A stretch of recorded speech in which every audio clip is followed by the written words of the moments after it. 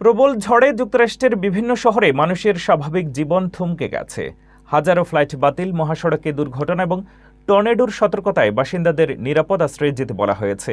এর মধ্যেই দক্ষিণ উপকূলে নতুন করে আঘাত হানার প্রস্তুতি নিচ্ছে ট্রপিক্যাল স্টর্ম বার্থা।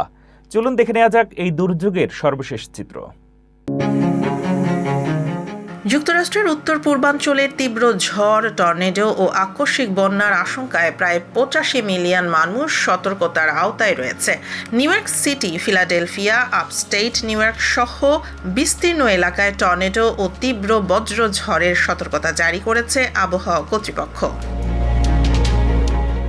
ভারী বৃষ্টি, ঘণ্টায় 70 মাইল পর্যন্ত দমকা হাওয়া এবং আকস্মিক বন্যার ঝুঁকিতে জনজীবন ব্যাহত হয়েছে।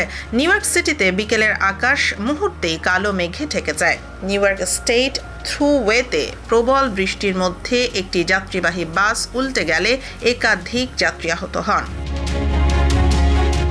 গত 24 ঘন্টায় উইসকনসিনে অন্তত 7টি সম্ভাব্য টর্নেডোর খবর পাওয়া গেছে। এছাড়া আইভা অঙ্গরাজ্যে ঘন্টায় 80 মাইল বেগের ঝোড়ো হাওয়ায় গাছ ও বিদ্যুতের লাইন ক্ষতিগ্রস্ত হয়েছে। এদিকে মেক্সিকো উপসাগরে শক্তি বাড়াচ্ছে ট্রপিক্যাল স্টর্ম বার্থা। ঝড়টির প্রভাবে ফ্লোরিডার উপকূলে বড় ঢেউ ও দমকা হাওয়া বইছে। লুইজিয়ানার নিউ অরলিন্সে ট্রপিক্যাল স্টর্ম সতর্কতা জারি করা হয়েছে এবং বাসিন্দাদের বালুর বস্তা সংগ্রহ সহ প্রয়োজনীয় প্রস্তুতি নিতে বলা হয়েছে। উপকূলের বিভিন্ন এলাকায় 1 থেকে 4 ফুট পর্যন্ত জলোচ্ছ্বাসের আশঙ্কা রয়েছে।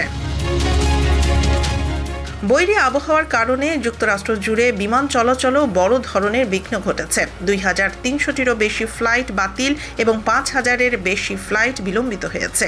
আবহাওয়াবিদদের মতে সপ্তাহ জুড়ে ঝড় ও ভারী বৃষ্টির প্রভাব অব্যাহত থাকতে পারে।